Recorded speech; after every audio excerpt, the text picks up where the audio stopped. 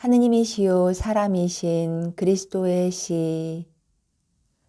아스칼론으로 가는 길에 평야에서 햇볕이 쨍쨍 내리쬐는 평야이다.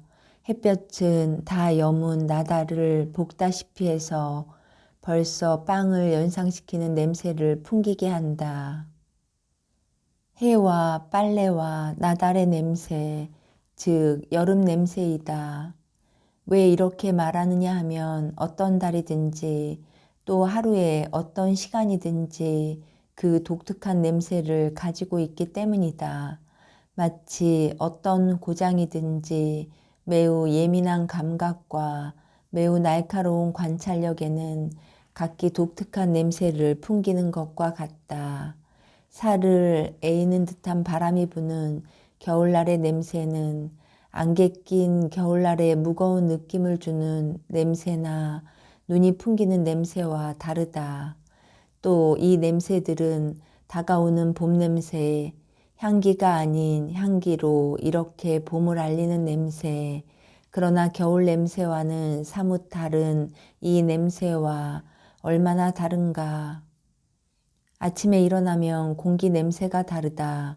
그것은 봄의 첫 번째 숨결이다. 그리고는 꽃이 핀 과수원 냄새, 그 다음에는 정원과 익는 곡식 냄새, 또 그 안에는 막간 모양으로 소나기가 온 뒤에 흙 냄새가 있다. 그리고 또 시간은 어떤가?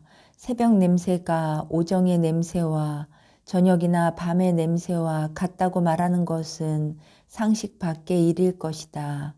새벽의 신선한 냄새는 순결하고, 둘째 냄새는 즐겁고 명랑하고, 그 다음 냄새는 나른함을 풍기는 냄새이고, 또 낮 동안에 발산한 모든 냄새의 포화이기도 하다. 그리고 마지막 냄새, 즉 밤의 냄새는 마치 돼지가 그 자식들의 휴식을 받아들이는 엄청나게 큰 요람인 것처럼 조용하고 명상적이다. 또 장소는 어떤가? 강가나 바닷가의 냄새는 새벽과 저녁이 아주 다르고 오정 때와 밤이 아주 다르며 폭풍우가 몰아칠 때와 고요한 때가 몹시 다르고 바위가 많은 지방과 평평한 강변이나 해변이 아주 다르다. 그리고 썰물이 떨어뜨리고 가는 해초의 냄새는 어떤가? 마치 바다가 깊은 속을 열어서 저 밑에 아린 냄새를 들이마시게 하려는 것과 같다.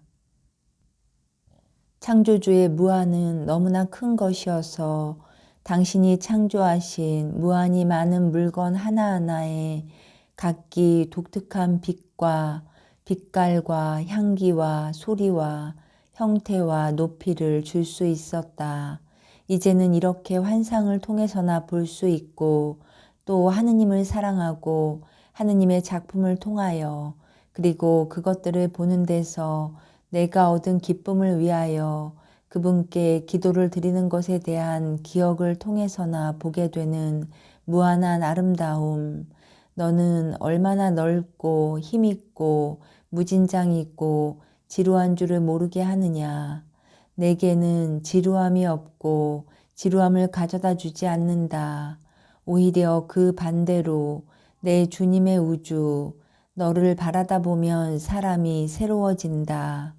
너를 바라다 보면 사람이 더 착해지고 더 깨끗해지며 높이 올라가고 잊어버리고 한다. 항상 너를 바라다 보고 사람들의 열등한 것은 잊어버리고 영혼을 통해서 그리고 영혼을 위하여 사람을 사랑하여 그들을 하느님께서 인도할 수 있었으면. 그래서 지금 사도들과 같이 익은 곡식이 가득한 저 평야를 통하여 길을 가시는 예수를 따라가면서 그분의 찬란한 업적을 통하여 하느님에 대한 말을 하는 기쁨에 사로잡힘으로써 다시 내 주제에서 벗어났었다.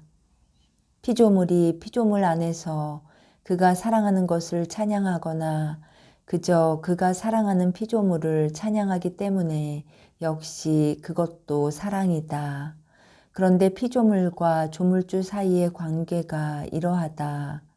조물주를 사랑하는 사람은 그분을 찬양하고 조물주를 사랑하면 사랑할수록 조물주 자신 때문에 그리고 그분의 업적 때문에 더욱더 찬양하게 된다. 그리고 이제는 내 마음에 침묵을 명하고 숭배자로서가 아니라 충실한 편년사가로서 예수를 따라간다. 그러니까 예수께서는 나달이 익어가는 밭들 사이를 지나가신다. 날씨는 덥고 이 지역은 무인지경이다. 밭에는 사람의 그림자 하나 없다. 여문 밀리삭과 여기저기에 나무들이 있을 뿐이다. 해와 나달과 새와 도마뱀과 조용한 공기 속에는 꼼짝하지 않고 있는 푸르른 덤불들, 이런 것이 예수를 둘러싸고 있다. 곡식 바다를 건너지르는 먼지 끼고 눈부신 리본과 같은 큰 길을 예수께서 가시는데 그 양쪽 끝 한쪽에는 작은 마을이 있고 또 한쪽에는 농가가 하나 있다. 다른 것은 아무것도 없다. 모두가 땀을 흘리며 말없이 걸어가고 있다. 그들은 겉옷을 벗었다. 그러나 비록 가볍다 하더라도 모직옷을 입었기 때문에 고통스러울 것이 틀림없다. 예수와 사촌 두 사람과 가룟옷의 유다만이 아마포나 배로 지은 옷을 입었다. 예수와 가룟옷 사람의 옷만이 분명히 흰 아마포로 만든 것이고 다른 옷들, 즉 알페오의 아들들의 옷은 두껍기 때문에 아마포보다 더 무거워 보인다. 그리고 마침 바래지 않은 삼배 빛깔같이 어두운 상아 빛깔 물감을 들였다. 다른 사람들은 늘 입는 옷들을 입었고 머리에 쓴 아마포 두건으로 땀을 씻으면서 걸어간다. 그들은 한 내거리에 있는 나무숲에 이른다. 그리고 기분 좋은 나무 그늘로 들어가서 그들의 수통의 물을 꿀꺽꿀꺽 마신다. 물이 불에 올려놓았던 것처럼 뜨겁구먼 하고 베드로가 투덜거린다. 개울이라도 하나 있었으면 좋겠는데 하고 바르톨로메오가 한탄을 한다. 그러나 아무것도 없단 말이야. 아무것도. 조금만 있으면 난 물이 다 없어지고 말아. 나는 산이 더 낫다고 말할 지경이야. 하고 더워서 얼굴이 시뻘겋게 된 제베데오의 야고보가 탄식한다. 제일 좋은 건 배야. 서늘하고 아늑하고 깨끗하고 하고 베드로가 말한다. 그의 마음은 호수와 그의 배로 간다. 너희들의 말이 모두 옳다 하고 예수께서 그들에게 용기를 주시려고 말씀하신다. 그러나 죄인들은 산에도 있고 평야에도 있다. 만일 그들이 우리를 고운 내에서 내쫓지 않았더라면 그리고 우리를 줄곧 추적하지 않았더라면 나는 이곳에 데벳달과 스밧달 사이에 왔을 것이다. 그러나 우리는 머지않아 바닷가에 이르게 될 것이다. 거기에는 더운 공기가 먼 바다에서 불어오는 바람으로 완화된다. 정말 그럴 필요가 있습니다. 여기서는 모두 죽어가는 곤들매기 같습니다. 그렇지만 밀들은 물이 없는데 어떻게 하기에 저렇게 아름답습니까? 하고 베드로가 묻는다. 지하수가 있어서 그것이 땅을 축축하게 유지하는 것이다. 하고 예수께서 설명하신다. 물이 땅 밑에 있는 것보다 표면에 있는 것이 더 나을 텐데요. 땅 밑에 있으면 제게 무슨 소용이 있습니까? 저는 뿌리가 아니거든요. 하고 베드로가 격렬하게 말한다. 그래서 모두 웃는다. 그러나 이어서 유다 타데오가 정색을 하고 말한다. 땅도 사람들과 같이 이기주의적이고 똑같이 메말라. 그들이 그 마을에 우리가 머물러서 안식일을 지내게 내버려 두었더라면 우리가 그늘도 얻고 휴식도 하고 물도 얻었을 텐데 말이야. 그러나 그들이 우리를 내쫓았거든. 먹을 것도 구했을 텐데 그것조차도 없단 말이야. 난 배가 고파. 과일이라도 있었으면 좋겠는데. 그렇지만 과일 나무들은 아주 집 가까이에 있으니 누가 가겠어. 그 사람들이 모두 우리를 내쫓은 사람들과 같은 성질을 가진 사람들이라면 말이야. 하고 토마가 동쪽에 그들이 떠나온 마을을 가리키며 말한다. 내 음식을 먹게. 나는 배가 몹시 고픈 때는 도무지 없어. 하고 열성당원이 말한다. 내 것도 먹어라. 하고 예수께서 말씀하신다. 시장길을 더 느끼는 사람은 먹어라. 그러나 예수와 열성당원과 나타나엘의 음식을 함께 모아도 별것이 아닌 것 같다. 토마와 젊은 사도들의 놀란 시선이 그것을 웅변으로 말한다. 그러나 그들은 극히 적은 음식의 몫들을 조금씩 갉아먹으면서 말이 없다. 열성당원은 타는 듯한 지면에 푸르른 흔적이 습기가 있나 보다 하고 짐작하게 하는 곳으로 참을성 있게 간다. 과연 모랫바닥에 가느다란 물줄기가 하나 있는데 빨리 사라지게 되어 있는 정말 신락 같은 물줄기이다. 그는 멀리 있는 사람들이 와서 몸을 식히라고 소리를 지른다. 그러니까 모두가 거의 마른 그 작은 개울가를 따라 줄지어 늘어선 나무들의 불규칙적인 그늘을 따라 그리로 뛰어간다. 거기서 그들은 먼지투성이에 발을 씻고 땀이 흐르는 얼굴을 씻을 수 있다. 그런데 이제는 빈 수통에 물을 채워서 더 시원해지라고 그늘이 있는 물속에 넣어둘 수가 있었다. 그들은 어떤 나무 아래 앉아 피곤해서 존다. 예수께서는 사랑과 동정으로 그들을 바라다 보시며 고개를 저으신다. 물을 마시고 돌아오는 열성당원이 그것을 보고 예수께 묻는다. 선생님, 왜 그러십니까? 예수께서 일어나셔서 그에게로 가시어 한 팔로 그의 목을 껴안으시고 다른 나무 아래로 데리고 가시며 말씀하신다. 왜 그러느냐고? 나는 너희들이 피곤한 것이 괴롭다. 만일 내가 너희들을 가지고 무엇을 만들고 있는 중인지를 알지 못한다면 너희들에게 이렇게까지 궁핍을 겪게 하는 것이 마음이 편치 못할 것이다. 궁핍이라니요. 아닙니다, 선생님. 이것이 저희 기쁨입니다.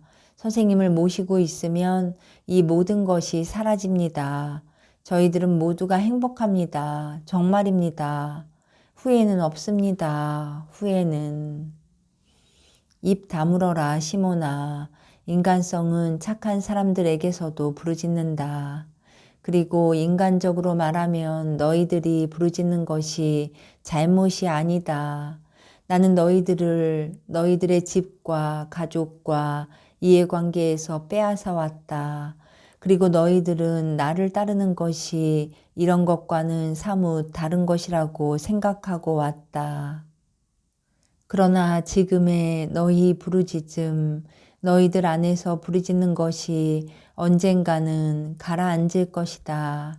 그때에는 박해를 당하고 사랑을 받지 못하고 중상을 당하고 그보다 더한 것, 한층 더한 것을 당하는 선생님을 따라 안개와 진흙탕, 먼지와 삼복더위를 무릅쓰고 박해를 당하고 목마르고 피로하고 먹지도 못하며 그런 선생님을 따라오기를 잘했다는 것을 깨달을 것이다.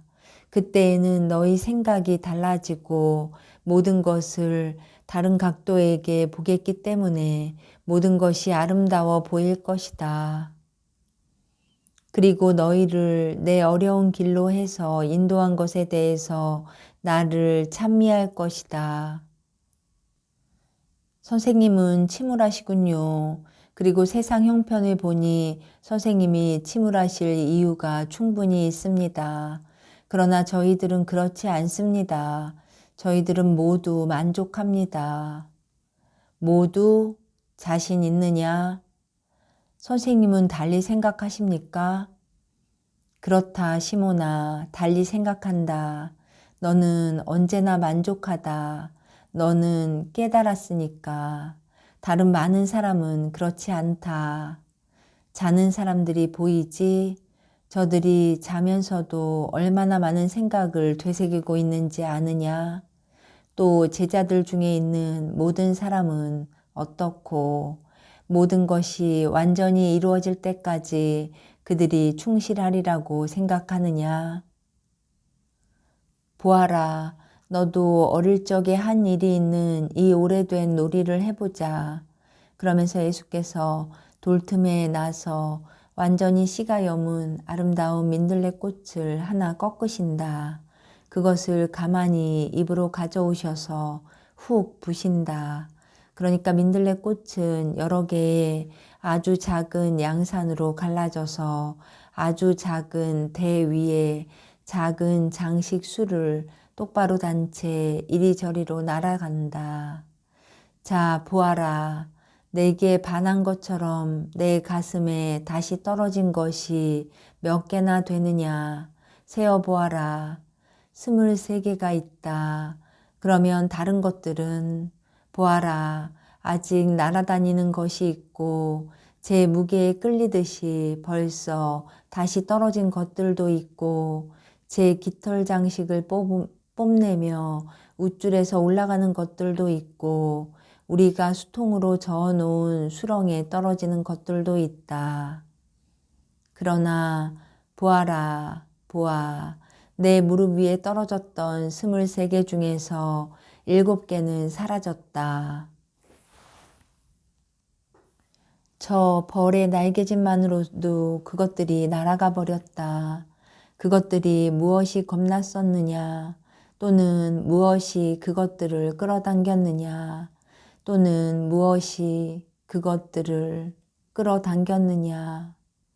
어쩌면 침이 무서웠는지도 모르겠고, 또는 까맣고 노란 아름다운 빛깔이나 기분 좋은 모양이나 또는 무지갯빛 날개에 끌렸는지도 모른다. 어떻든 거짓 아름다움을 따라서 그것들은 같다. 시몬아, 내 제자들도 이러할 것이다.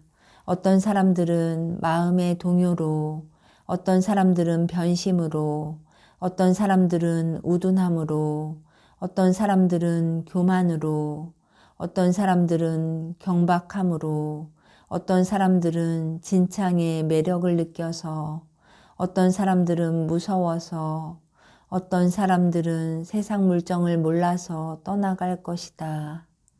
지금 내게 저는 선생님을 따라가겠습니다 하고 말하는 사람 모두를 내 사명의 결정적인 순간에 내 곁에서 다시 만나게 될 것으로 생각하느냐? 내 아버지께서 창조하신 화초의 작은 털다발이 확실히 60개는 더 되었었다. 그런데 지금 내 품에는 7개밖에 남지 않았다. 그것은 다른 것들은 제일 가벼운 놈들에게 예하고 대답하게 만든 저 바람결에 날아가 버렸기 때문이다. 이렇게 될 것이다. 그래서 나는 내게 충실하게 남아있기 위해 너희들 안에서 싸우고 있는 모든 것을 생각한다. 시몬아, 오너라.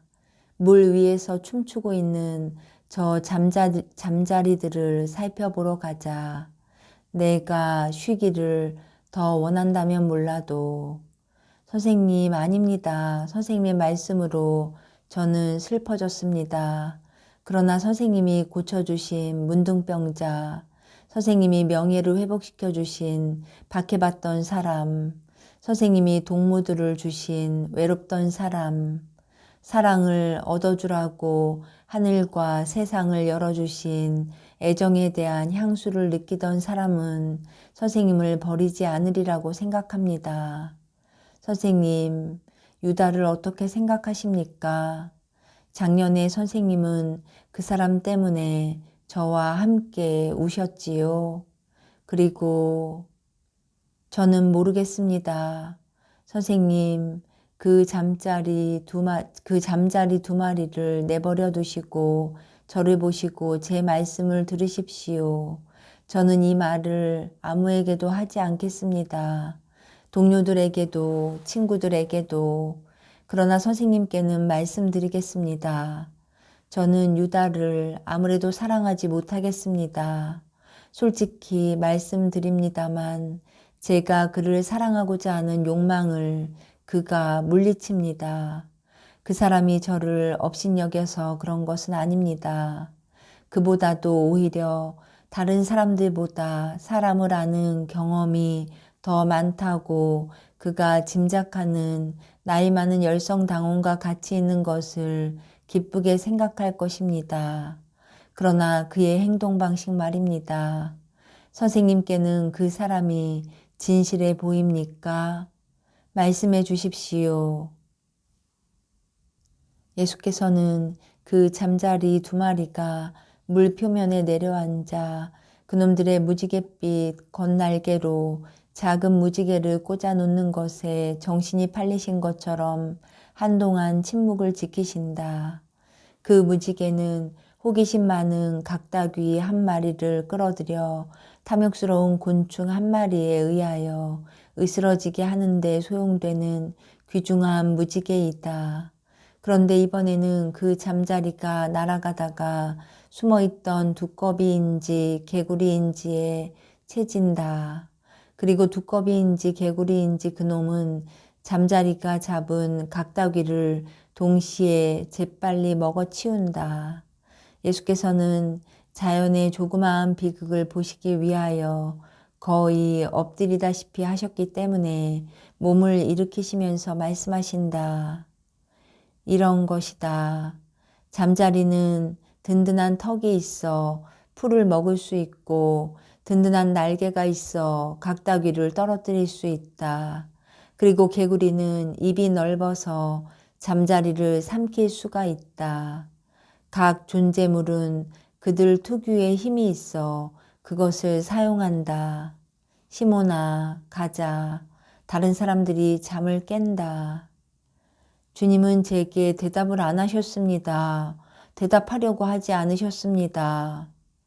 아니, 대답했다. 내 나이 많은 현자야. 곰곰이 생각해라. 그러면 찾아낼 것이다. 예수께서는 모래톱을 다시 올라오셔서 잠이 깨서 당신을 찾는 제자들에게로 가신다.